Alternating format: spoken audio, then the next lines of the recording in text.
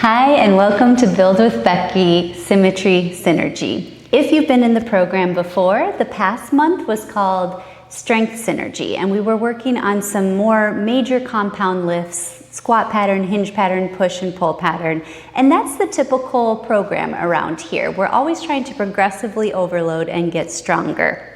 However, you can't simply add weight forever or you risk injury over time. And we naturally have asymmetry side to side.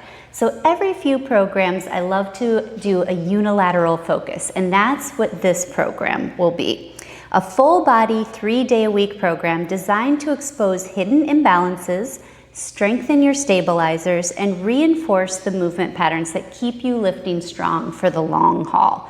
So instead of just chasing the big bilateral lifts, this month we'll slow things down and put your body under the microscope with unilateral work, one side at a time, as well as some synergistic accessory support moves. Think of this as a little tune-up. So the many baby giraffe moments that you'll feel in this program, I guarantee it, are exactly where the biggest edge for growth lies and happens.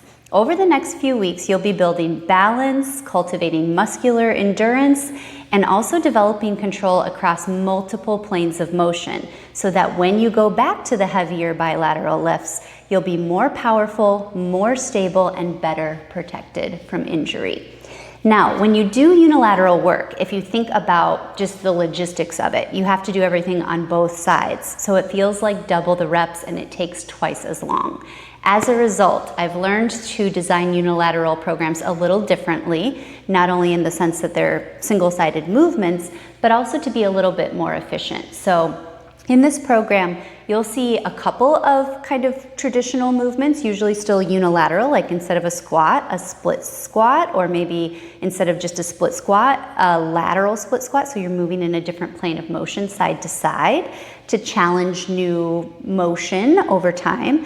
But you'll also see some combination movements. So for example, in workout A, one of the combination moves that you'll do is a challenging carry. It could be heavier with a trap bar or lighter with dumbbells or kettlebells.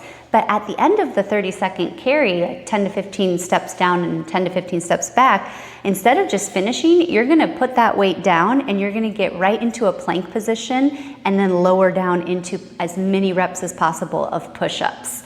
So that's going to be a challenging combination move, but it also makes things more efficient. Overall, there's only 3 of the big lifts before the finisher each day. That's an example from workout A. For workout B, there are some interesting bird dog row crunch variations, and I give you a couple options even for option A. There's a cable or a landmine, depending on the setup in your gym. Or of course, there's always the band and body weight variations, or dumbbell is an option. That day you'll be working on the hamstrings or the back of the legs. Again, there's options from machines to bands to body weight for that. And then finally in workout C, the combination move will be another kind of core carry to another movement, but this time you start with the other movement. So what that means is, for example, you'll be holding heavy weight, either a trap deadlift bar or some relatively heavy dumbbells or kettlebells, and you'll be doing B stance deadlifts on each side and then going straight into a carry from there. So keep in mind, that's a long time to be holding the weight. The goal there isn't actually how heavy you're deadlifting or how heavy you're carrying. The goal is your grip strength. So let that dictate the weight and drop your ego, drop the weight down to whatever you can sustain for that full combination move. Then finally, for the finishers this program, there's some mind-bending multiplanar movements. So these are movements that, if you do them body weight, are really good mind-muscle connection and neurological challenges. But if you add weight, are mind-blowingly challenging, but also incredible movements to kind of stop up any gaps you have in the major movement patterns, but also honestly protective for longevity as we age. So for example, day 1 and day 3, you're practicing a move that's called a Turkish get up. That's the full day 3. But day 1, you get the quarter get up to kind of build towards the full variation. Basically, this movement, if you learn it, as you're aging, if you ever fall down, you will know how to get up off the ground. And this involves all kinds of movement on both sides of the body with full coordination. Then in the day 2 or workout B, there's an option called the windmill. And this is a movement that truly hits almost every movement pattern and keeps you mobile, and if you add that optional weight, also gets you really strong. So all together, the unilateral focus with the focus on the stabilizing synergistic accessory movements and the combinations to make things more efficient, along with the mind-bending finishers. And I didn't even mention there's a new warm-up as well. It's an 8-minute, highly efficient box warm-up, so you can do anything kind of from a box. All these little mobility movements. If you're working out at home, you could replace the box with a chair or a couch, very doable.